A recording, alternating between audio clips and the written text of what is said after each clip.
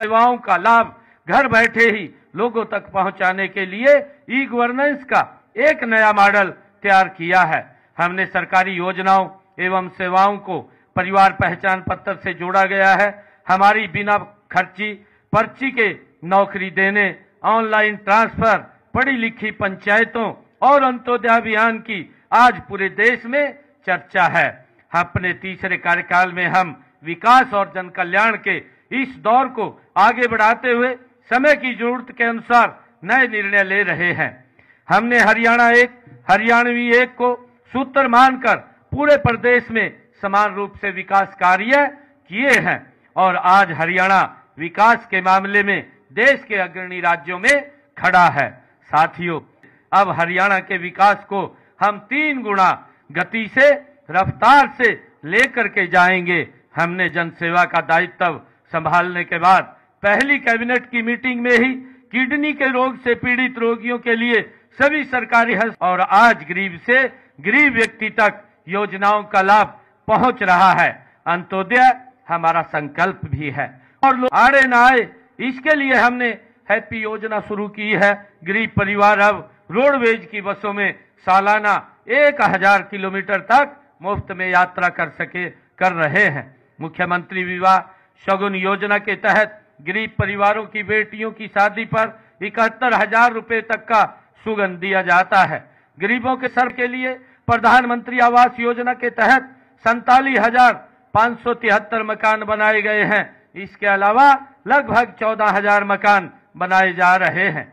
मित्रों, साथ ही हमने गरीबी परिवारों के लिए 14 शहरों में 15,256 गरीब परिवारों को 30-30 गज के प्लाट दिए हैं। हमने गांव में 100-100 गज और महाग्राम में 50-50 गज के प्लाट देने शुरू कर दिए हैं। अब तक 61 ग्राम पंचायतों और 1 महाग्राम में 4,533 प्लाट दिए जा चुके हैं। पीएम सूर्य मुफ्त बिजली योजना के तहत प्रदेश में 31 मार्च 2025 तक 1 लाख घरों की छतों पर मुफ्त में सोलर सिस्टम लगाने का लक्ष्य हमने रखा है। इस योजना में अब तक 12,285 सोलर सिस्टम लगाए जा चुके हैं। मुझे ये खुशी है आप लोगों की हमारी नीतियों के केंद्र में आज पूरे देश में केवल हरियाणा प्रदेश ही है जो किसान की सभी 24 फसलें की खरीद न्यूनतम समर्थन मूल्य पर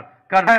साथ ही 133 करोड़ रुपया पिछली जो बकाया राशि थी उसको भी माफ कर दिया है। हमने खेतों से गुजरने वाली बिजली की हाई टेंशन लाइनों के लिए मुआवजा नीति बनाई है। इसमें टावर एरिया की जमीन के लिए मार्केट रेट के 200% व लाइन के नीचे भूमि के लिए मार्केट रेट के 30% मुआवजे का प्रावधान भी हमने पिछले कार्यकाल में 2 लाख युवाओं को पक्की सरकारी नौकरियां देने का वो लक्ष्य रखा हुआ है और हम इससे हर साल पूरा करेंगे। पहले की सरकारों में कैसे ठेकेदारों के हाथों हमारे युवाओं का शोषण होता था, हमने उनको शोषण से बचाने के लिए कानून बनाकर युवाओं के भविष्य की भी सुरक्षित किया है। अब रिटायरमेंट की उम्र तक उन्हें कोई हटा नहीं पाएगा।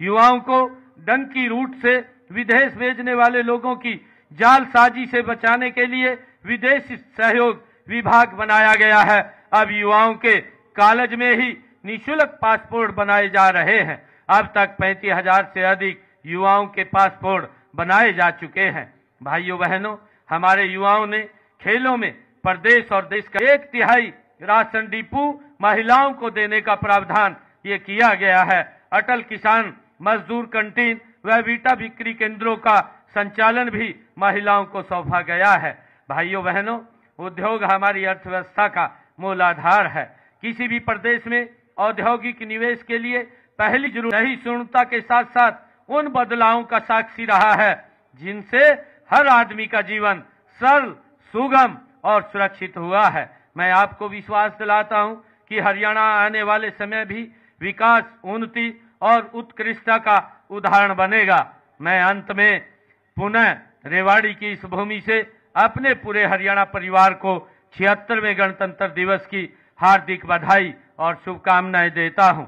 आइए आज गणतंत्र के इस पावन पर्व पर हम अपनी महान सांस्कृतिक परंपराओं और उच्च नैतिक मूल्यों पर चलते हुए देश व प्रदेश को अधिक स्वच्छ, स्वस्थ, समृद्ध, सशक्त व विकसित बनाने के लिए कठोर परिश्रम करने का संकल्प लें। मुझे कवि के इन शब्दों के साथ अपनी वाणी को मैं विराम देता हूं। हिंद महासागर की लहरों में जब तक तरुणाई है, हिंद महासागर की लहरों में जब तक तरुणाई है, भारत की गणतंत्र पताका रहे गगन पर छाई है। मैं आप सबको बहुत बहुत शुभकामनाएं और बधाई देता हूं। जय हिंद।